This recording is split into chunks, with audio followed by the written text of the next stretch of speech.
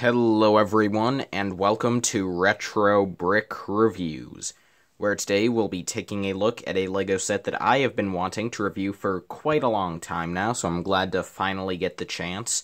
Here we have LEGO Harry Potter, set number 75954, Hogwarts Great Hall.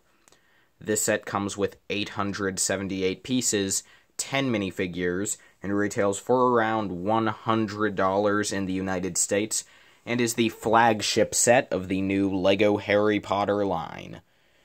This video will be separated into two parts because there is a lot to unpack here, and I don't want my video to be too horrendously long.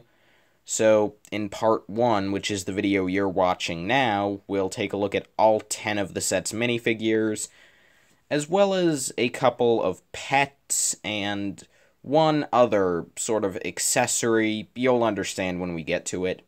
And then we'll also be taking a look at the set's two side builds, being the boat and basilisk.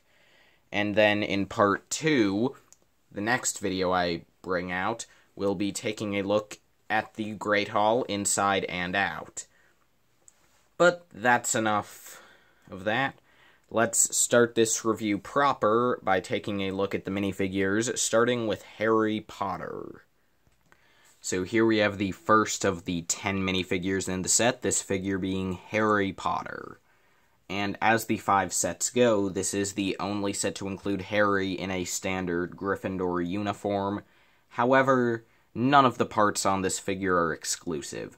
The head and hair appear in all 5 of the new Harry Potter sets, and the torso, in addition to appearing on 2 other figures in this set, also appears in both the Quidditch match and the Whomping Willow set.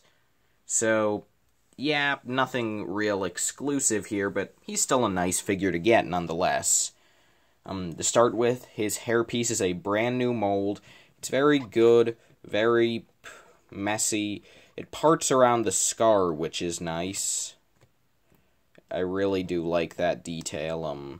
Although I should mention, I haven't mentioned in past videos, but on this primary expression, the hair doesn't part very well around the scar. It seems like the scar was printed a bit too far to the left or to his right.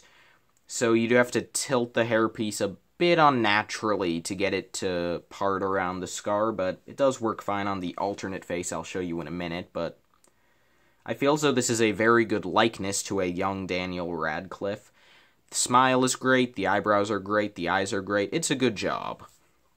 And if we turn Harry here around to the back, you can see that he does have an alternate scared expression that I feel isn't as accurate to Radcliffe, but I think it does add a lot of nice expression to this figure, so that's nice. And then you can see that, again, the torso is also not exclusive, but it's a nice print. It is the new Gryffindor uniform, and for what it's worth, it's pretty nice, although it is simple. You just have the tie, the stripe, and a couple of wrinkles, although really, that's all you need. And then on the back, same continuation of details. It's alright.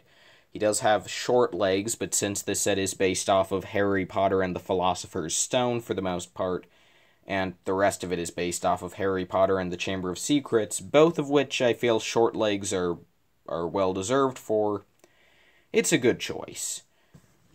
And then Harry's accessory is the new wand piece in dark brown. If you haven't seen the new wand piece yet, basically, it's a new piece about 2.5 studs long. It's molded like this, so you have the handle at the back, and then it's sort of, you have the, I guess, like the shaft of the wand it would be called. I don't know. So it looks a lot more accurate, and it's a lot more accurately sized, but in addition to that, it can be held upright, as LEGO wands have always been, or it can be held straight out in sort of an attack position, which I think is a really cool choice, and I really do love this new wand piece.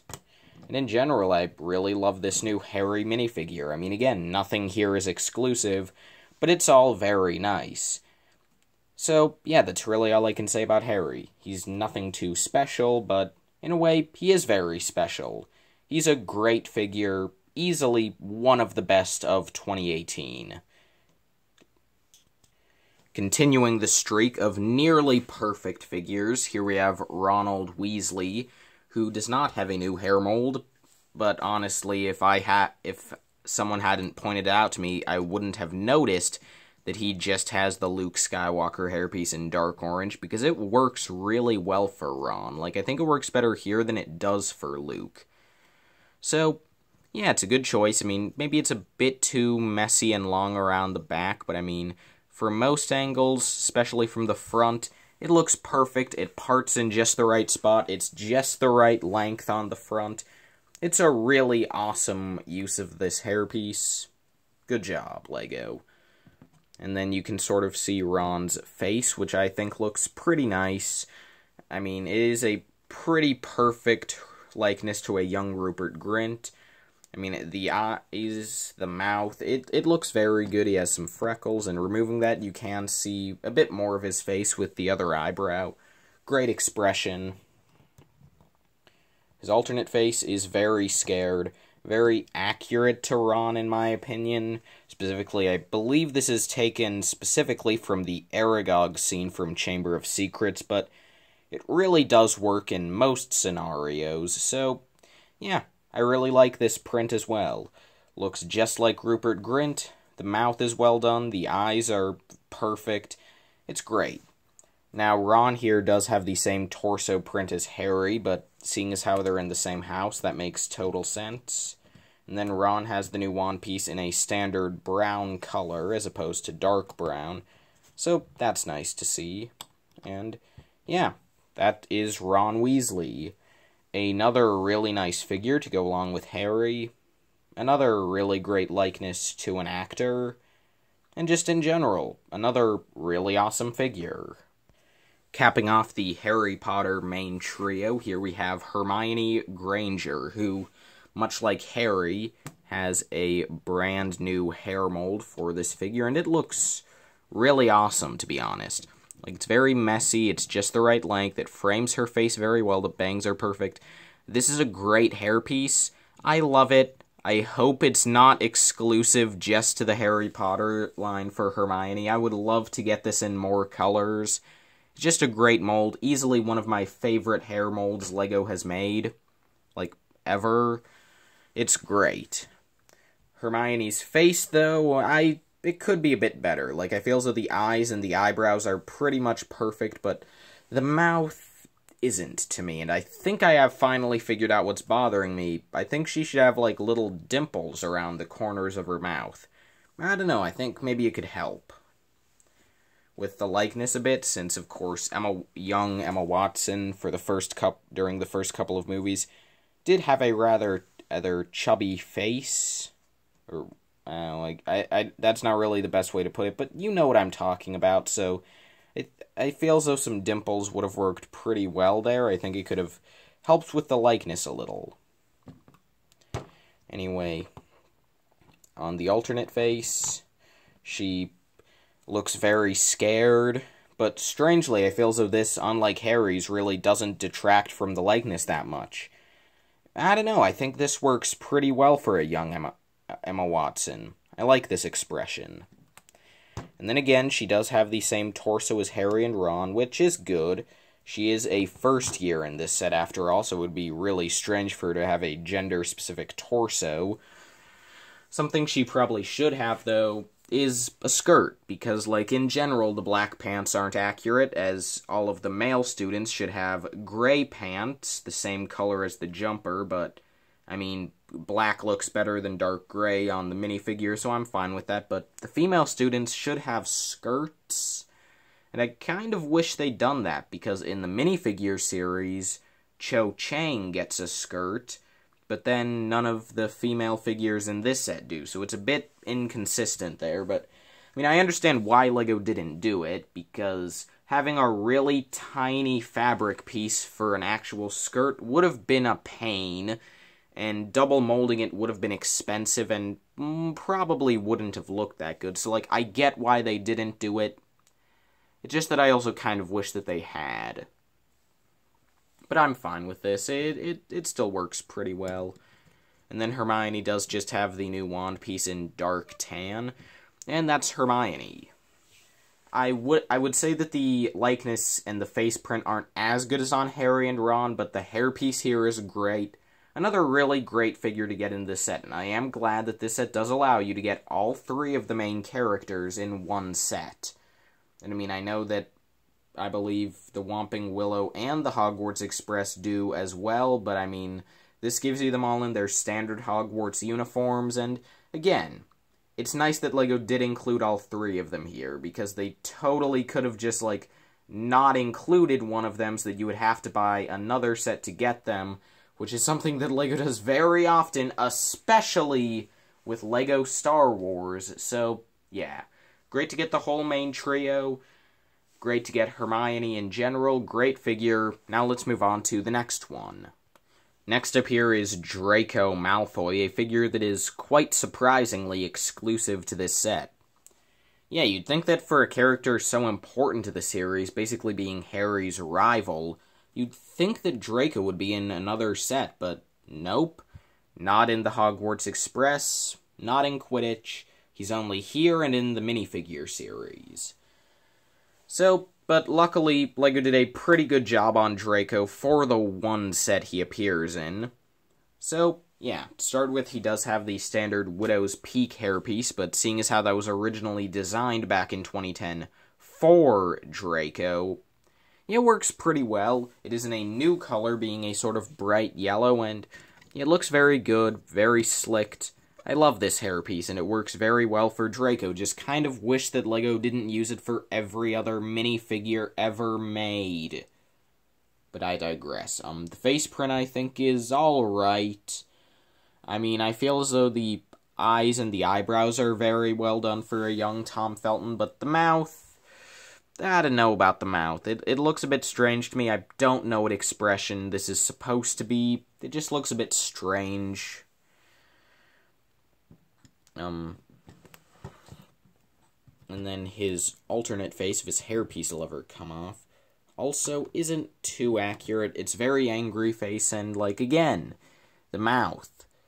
Don't like the mouth. I don't know why, and, like, in the minifigure series, also, Draco has a weird mouth. I don't know why they didn't just give him, like, a standard smirk or a frown. But nope, we just have these sort of strange expressions. Like, I will say that this alternate face is a bit better than the primary one, but it's still not great. And really, you don't want Draco to look super angry all the time, so I will probably keep Draco with his primary expression, even if I don't like it as much. But anyway, another great thing about Draco is the torso, because, yeah, Draco is the only Slytherin student in any of these sets. I mean, besides the Quidditch one, but they're in uniform, so Quidditch uniform, that is. This is the only way to get the standard Slytherin jumper, and I think it's a great print. I am glad that it is not just a color swap of Gryffindors, because the wrinkles are in different places, as you can see, so that's nice. But, I mean, other than the wrinkles, this is basically just the same design with the green and silver instead of red and gold, but it still looks good in my opinion. Around the back, same thing. Same details, just different wrinkles. And, yeah. And then he just has a dark brown wand, which is, of course, the same color as Harry's. So, yeah. Overall, Draco is a pretty good figure. Not the biggest fan of the face, but the hairpiece is great. The torso is great. Yeah, pretty cool here. Like this figure. Great addition to the set, and I am very glad that LEGO included him here. The next figure we get here is a very surprising choice. It's Susan Bones. Kind of a random figure to include, but for what it's worth, she looks nice. If I'm correct, this is the first minifigure we've ever gotten of a Hufflepuff student, and I know it's the first time we've gotten the Hufflepuff uniform, but we'll get to that in a minute. We'll start with the hairpiece, which is actually a new color of the Spooky Girl hairpiece from Minifigures Series 12, so that's nice to get. I mean, not much to say besides that. I mean, I do think it is pretty good for Susan Bones' hairstyle. Yeah, I like it. Underneath her face print is not specialized for her. It's, the face print from the new Jurassic World sets that LEGO uses for, Lex Murphy in the classic Jurassic Park set, as well as the, what's her face? The girl in the Lockwood Estate set. I haven't seen the new Jurassic World yet, so, yeah, don't remember her name. Maisie, maybe? I don't know, but yeah, same face print. And I honestly think it works better here than on them, because while the front face is just sort of a generic female face, it works fine for all of them. You just have some freckles, some eyes, a smile. If we turn it around, we just have this frowning face, which is about as generic, and I think it also works pretty well with the hairpiece here, but personally, I think frowning is a lot better of an expression for one of my classmates just got petrified by a snake. I think that's a bit better than, oh, I'm about to get my face torn off by a velociraptor. So yeah, I honestly think this face works better here than for the figure it was designed for. Good job, LEGO. But anyway, removing the hairpiece again, you can see that the real draw to this figure isn't the hairpiece, it's the torso. Because yes, you Hufflepuffs can finally rejoice at having a torso piece to celebrate your house heritage. You duffers. But, I mean, yeah, again, same thing as Gryffindor and Slytherin, just different colors and different wrinkles. I mean, what more is there to say, really? If I did have one thing to say, I think it's a bit odd how the Hufflepuff torso is in this set, but then Ravenclaw is in the minifigure series. Like, who came up with that? Like, I mean, I'm glad that it's like, I guess Hufflepuff is easier to get, unless you consider a random 1 in 20 chance of getting a Cho Chang minifigure easier than buying a $100 set, which you probably do. I mean, I would probably be complaining if I hadn't saved up all my money to get at all of the new Harry Potter sets early, and just, you know, barely bought any sets for months to just save up for these, but, so, yeah, either way, though, I think it's a bit odd that they included one relatively minor in the grand scheme of the franchise house in this set, but they included another relatively minor in the scale of this franchise house in the CMF. Like, just do one or the other. Why not put the Ravenclaw torso in this set, or in the Whomping Willow? I don't know, just a thought, just a weird thing, but yeah, again, Susan probably should have a skirt, but she doesn't. She has a black wand, and yeah, overall, she's a pretty cool figure. If I had one thing to say, though, why Susan Bones? Like, I mean, it's a nice figure, glad to get the hair pieces, that's a really good coloring for that hair, but I mean, wouldn't it have made more sense to choose one of the more plot-relevant Hufflepuffs, like Justin, Ernie, or Hannah? I mean, this is just kind of a weird figure to get, since she really didn't do anything, as far as I remember, but you know what? Despite that, it's still a nice figure, glad to get her. Good choice on LEGO's part, despite the fact that, again, really strange inclusion, but it's a good figure, I'll give it that. Moving away from students, here we have Headmaster Albus Dumbledore, who is a pretty good figure. He has a couple of problems, but overall, I like him. I'm starting off, the hair I feel probably should have been white, not light bluish gray. Like, if you look at Richard Harris's hair, because this figure is based off of Richard Harris's portrayal of Dumbledore as opposed to Michael Gambon's, Richard Harris really had white hair as opposed to gray. It was a lot really light white. And I mean, the Brickhead's figure had white hair, so I think it would have been cool if the minifig had as well, at the very least to maintain consistency between the two. But, also, I feel as though maybe the Gandalf beard wasn't the best choice. It should definitely be a bit wider than it is for the beard. So I like, they made a new hair mold, so I think maybe they should have just made a new hair and beard combo mold, sort of like what they did for Saruman back with Lord of the Rings. I don't know, but, I mean, I do feel as though the beard looks alright, and I do really like this new hairpiece they made. It looks good, in my opinion, from a lot of angles. Maybe not exactly where the hair and beard connect. That's a bit Perry. Puns for the win. But, yeah, it's alright. You can see that Dumbledore's face showing through the beard is a pretty good print. I think it does look like Richard Harris enough. You have the glasses, the eyebrows. It looks pretty good. You can also see that he does have a bit of facial hair printed onto the head that I guess is sort of supposed to create a connection between the beard and hairpiece, but it does sort of cut off on the sides, so that's a little awkward.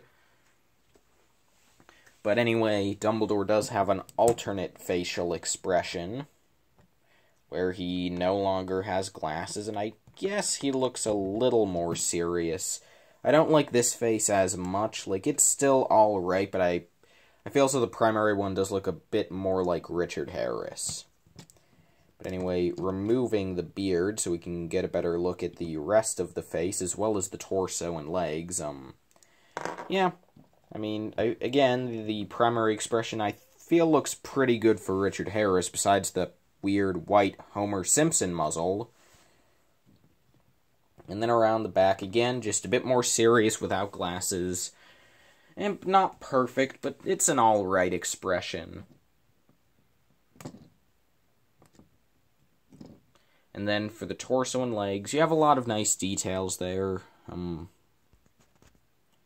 You have some nice patterns with the gold, and on the legs there are some very faint dark brown patterns against the red, which is nice. And yeah, just a lot of great detail on the front. On the back you have some more detail. Yeah, I mean, Dumbledore is a pretty cool figure in this set. As you can see, he does just feature the standard dark tan wand piece, same one that we got with Hermione.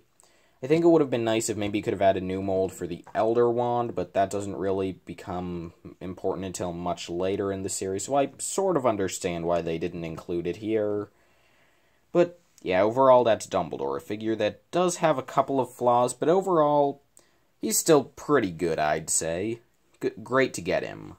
Probably the best version of Dumbledore LEGO has made for a retail set, although it'll take time to see if this is better than the new 2018 Dumbledore from the Minifigure series or not. We shall see. The next figure in this set is Professor Minerva McGonagall, who I feel is just alright. Starting off, she does have the standard black witch hat piece, which I think works alright. I mean, LEGO probably could have made a new mold that's more accurate to her hat, but this works fine.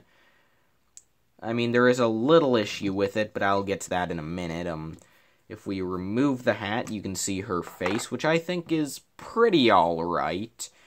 I mean, I think it is probably the best likeness LEGO has made to Maggie Smith yet on a McGonagall figure.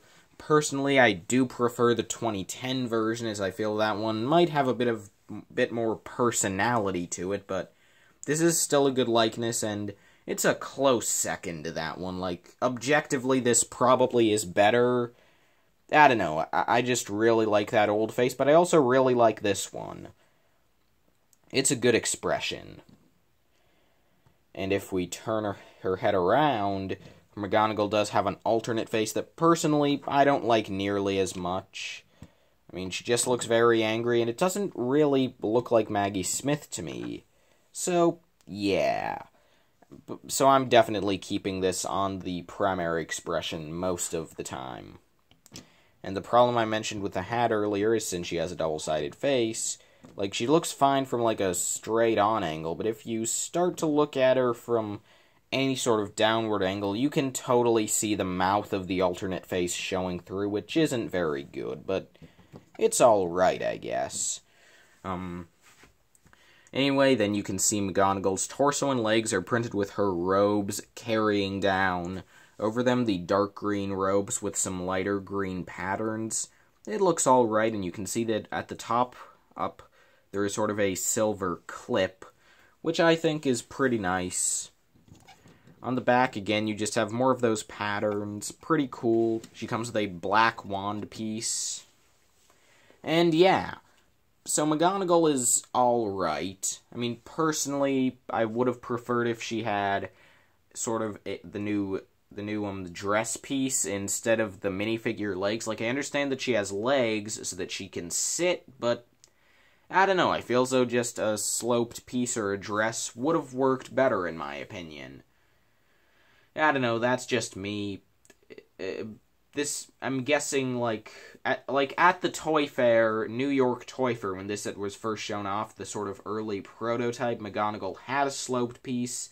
So I'm guessing that maybe, like, they got input from kids, like, you know, how they bring in the sets to be focus tested by kids. I mean, kids probably decided that they wanted to have her sit down, and that's not the only thing kids decided to have in this set, so, like, I get the idea, and it's a nice thought. I just personally would have preferred a sloped piece, but McGonagall's still pretty good. I mean, everything I'm saying here, it's just nitpicks. I'm nitpicking to the extreme. It's a good figure. Great to get her here. Well, this is a figure I don't have much to nitpick about. Here we have Rubeus Hagrid, Keeper of the Keys and Grounds at Hogwarts, and this guy looks really good. Easily the best Hagrid minifigure we've ever gotten from LEGO. Starting off with the beard, you can see that it is a brand new mold, of course, and it looks really good in my opinion.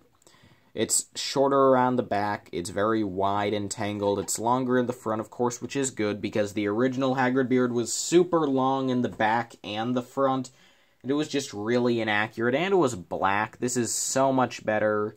And this one's also wider again, so it's just really accurate to Hagrid's hairstyle.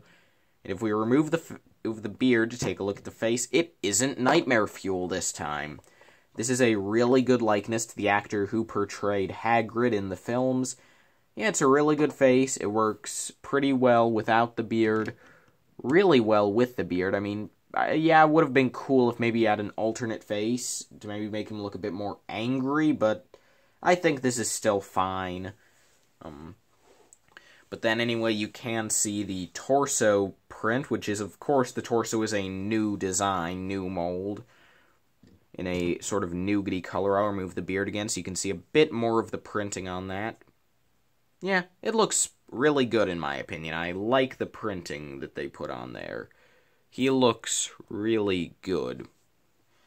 I mean, you have several layers of clothes, you have the belt, you have the buttons. Great print. Kind of wish that maybe there could have been a bit of depth to the jacket, because, I mean, more coat, I guess. Because from the side, yeah, there's no depth there. That's all just printed on, but it's alright. Although if they were going for just a printed design, maybe they shouldn't have molded on pockets then, because that's just very inconsistent. I mean, I know that the old Hagrids had pockets, but they also had molded depth for the coat, so yeah, kind of wish the pockets had just been printed on as well to keep consistency, but it's alright, I don't really mind. Again, just nitpicking. Nothing around the back, although nothing was needed. Hagrid's accessories are cool. He has the umbrella piece in pink, which is great to get here. And then also he has the new Harry Potter lantern piece, which is two pieces. You have the gunmetal gray cage, as well as just a 1x1 round and trans yellow brick in there, which is cool to see. Great choice by LEGO. Yeah, and if you don't know, this guy does have some new arm molds, which are super beefy, and he also just has normal minifigure hands, which is good. I always hated how the older Hagrid had those weird Jack Stone hands with fingers, so I'm glad that LEGO's fixed that. And if you're curious, Hagrid's arms don't attach by the standard minifigure pegs, but instead by Technic pins. So that's nice. Yeah. And then, if you're curious as well about how the legs are done, it's just a pair of minifigure short legs in dark brown.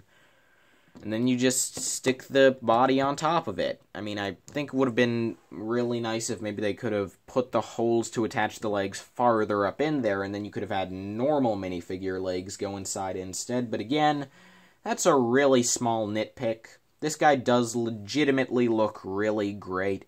The beard's good, the face is good, the torso new mold is really good, the arms are good. This is an awesome figure, easily the best in the set in my opinion. So yeah, Hagrid is awesome, so now let's move on to the other. Like, all the figures in the set are pretty good, but Hagrid and the next figure are easily two of the best in the entire new LEGO Harry Potter line. So, let's get to him. So here we have the first LEGO minifigure of Professor Quirrell in 17 years.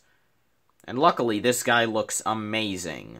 I mean, to start with, he has the new turban mold that LEGO's been using ever since 2015, but now it's newly molded in a lavender color, which is really good, much more accurate than the old purple turban in both color and shape. Great piece. Then Quirrell's face is pretty good for the actor. It's not perfect, but I think it captures the character of Quirrell pretty well, where he has sort of a timid-looking mouth, as well as sort of some bags around under his eyes. He looks pretty good. The torso isn't all too complex, but it is very accurate, with just sort of the black suit with the blue tie, and then the sash hanging down. Pretty cool design. Around the back, he would just have some pretty simple lines, just sort of for some more detail of his shabby suit. He has the standard wand piece in brown, but let's be real, you don't care that much about any of this. There's one part of this figure that you really want to see, and it's the one part of the figure that I really wanted to see. And it is easily the best part of this figure. So if we remove Quirrell's turban, he has the face of Lord Voldemort on the back, and holy cajoli, that's not a word, but anyway, this guy looks so good, so accurate to the film, so unsettling. I mean, the eyes are super small and scrunched. The mouth is very angry with jagged teeth. There's lots of wrinkles. The Voldemort face is in a lighter tan than the rest of Quirrell's head. Oh, and the entire thing is set at an angle. Who designed this? You deserve a promotion. Yeah, really great Voldemort face. Really great main face. Really great turban. Yeah, Quirrell's another really awesome figure. I highly doubt, there's always a chance that we'll get another set with Quirrell, but something tells me that it'll be quite a while before he appears in a set again, so it's great that LEGO did decide to include him here. Awesome character, awesome figure. So here we have the last of this set's 10 minifigures, and probably the most exciting of them, or at least one of. Here we have the first ever LEGO minifigure of Nearly Headless Nick.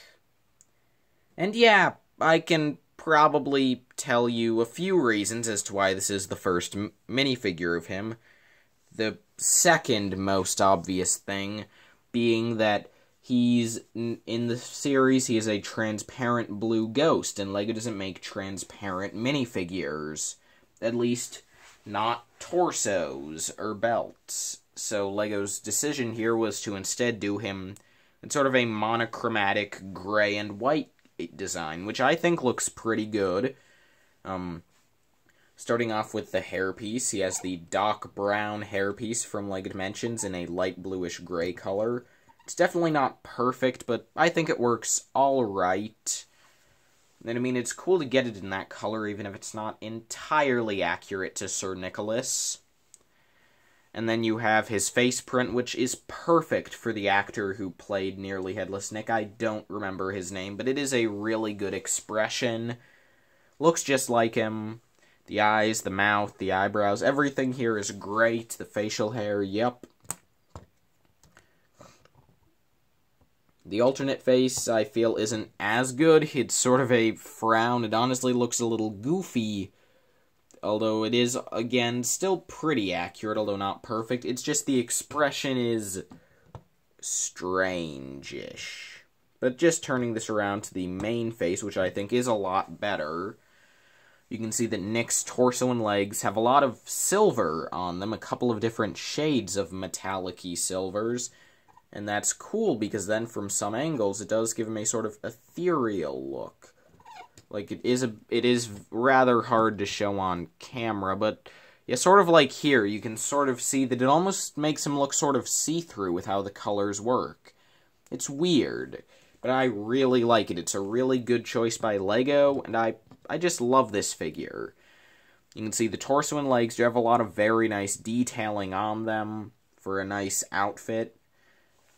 And yeah, I mean, I kind of wish that maybe the sort of tunic carrying down onto the legs would have been on the sides instead of just cutting off, but I mean,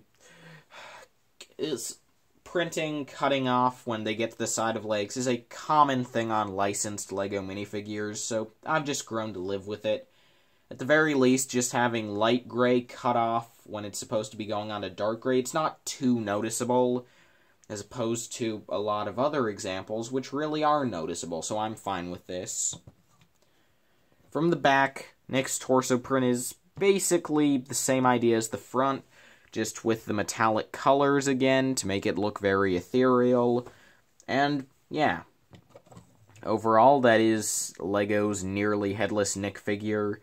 Definitely not 100% accurate, but still a very awesome figure to get. Very good character to get, and I am very glad that LEGO included him. So that is the last of the set's 10 actual minifigures, but before we finish up with the minifigures segment, there are a couple of other littler things to include here, so let's get to those, starting with Harry's pet owl, Hedwig.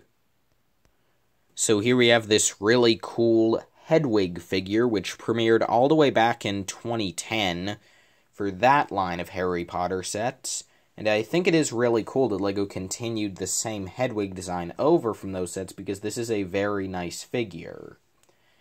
And it is not exclusive. Obviously, I just said that it came in a bunch of the 2010-2011 sets, but more recently it's also popped up in the Hogwarts Whomping Willow set, and it'll also be appearing in a polybag that should be coming out sometime later this year. And yeah, Hedwig here is just one piece, but she looks very good.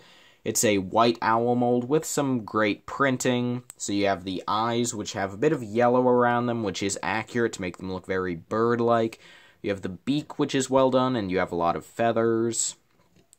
The tail and wings are well molded in, like, pretty simple piece, nothing too complex here, but it's very nice.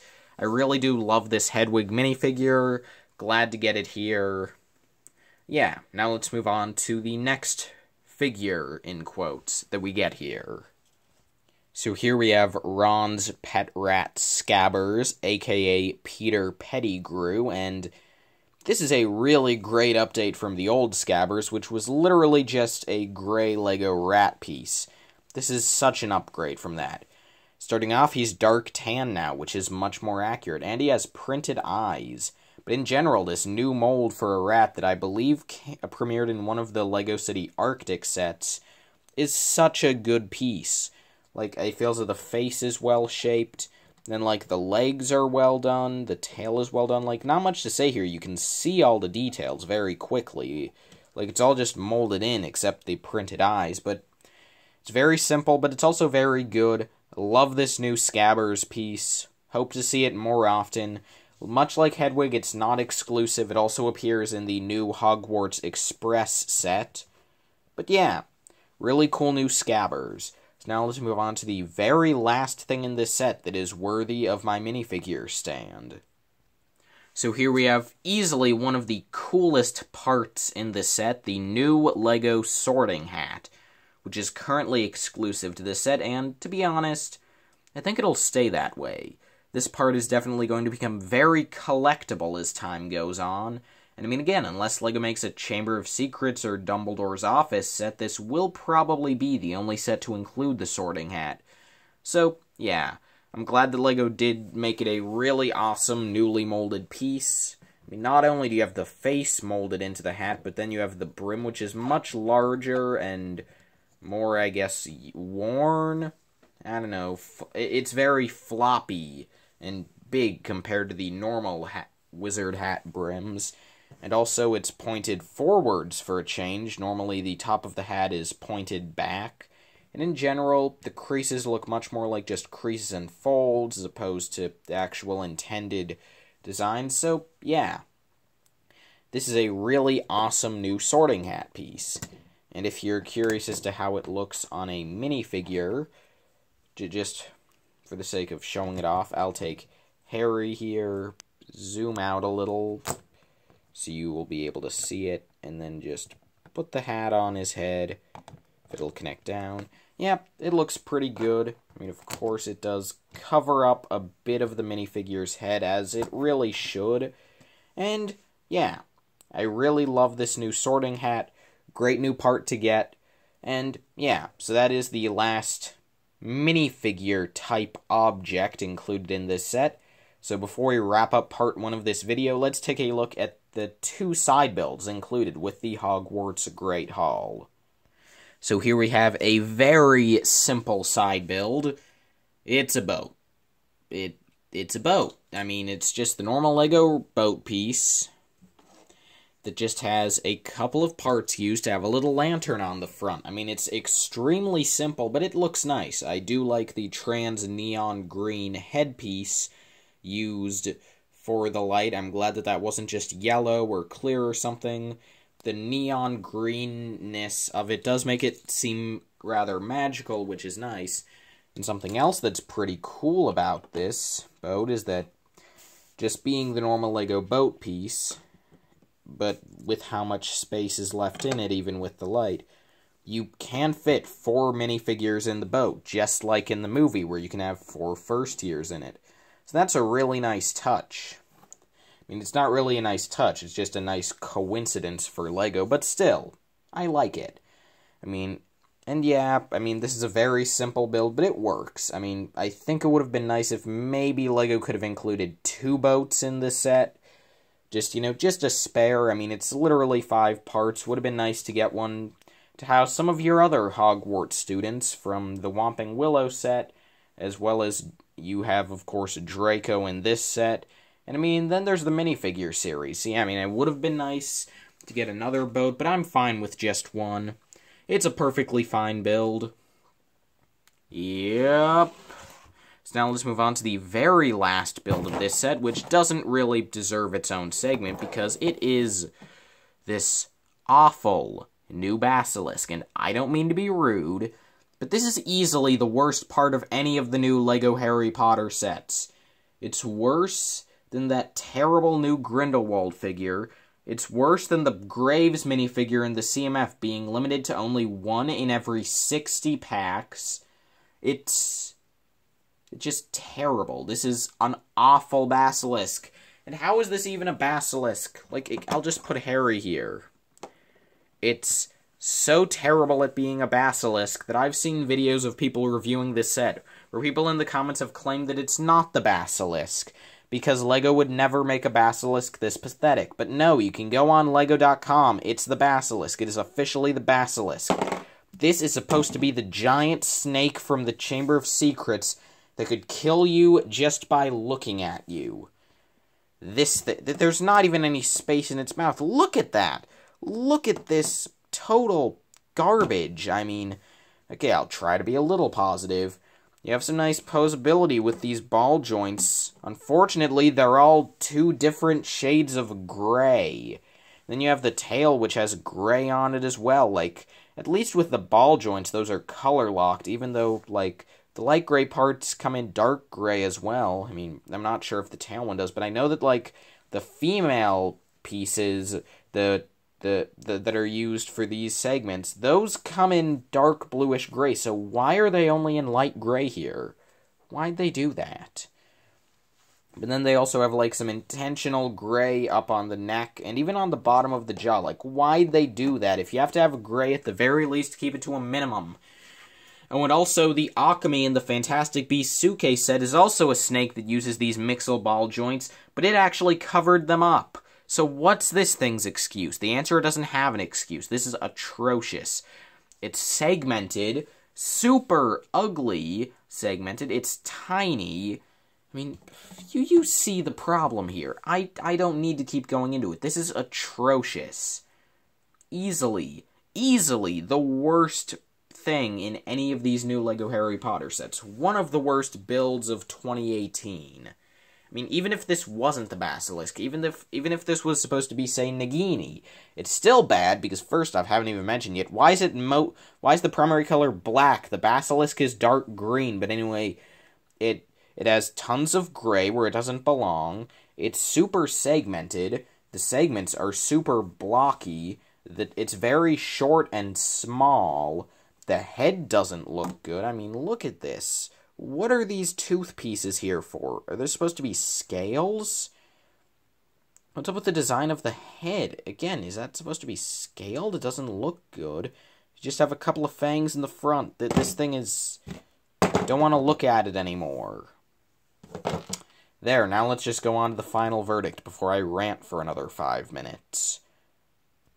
Well, obviously, I just meant the final verdict on the minifigures and the couple of side builds, because, I mean, I can't be giving you my full final verdict. We haven't taken a look at the Great Hall yet. But to conclude on what we've covered so far, the minifigures are all pretty great. Hagrid, Quirrell, and Nick are definitely the 3 standouts. But other than them, Dumbledore has a great new hair mold and a great face. Mcgonagall has a good face print. Susan Bones is surprisingly good with a great new hairpiece and a nice torso. Draco has a nice exclusive torso, a hairpiece, and well, the face is alright, I guess. But yeah, so the minifigures are pretty good. Easily a great minifigure selection, way better than in most LEGO sets of any price, but really, especially with other $100 licensed LEGO sets, I mean, the average LEGO Star Wars set of $100 or more has 5 minifigures. So this is a vast improvement over that at the very least. And yeah, I mean, you have several new molds for Hagrid as well. Like, it's a great selection of figures, but then the boat is... I mean, it's alright. Like, again, there's not much you can do with a boat. It's good, I guess. And then the Basilisk, you've already heard my rant about. It's terrible. I despise the Basilisk. So yeah, that is part 1 of my video. As soon as possible, I will be uploading part 2, where I will be reviewing the Great Hall itself and all that is held inside. But until then, thank you all so much for watching this video, and I hope to see you all in the next one. Farewell, everyone.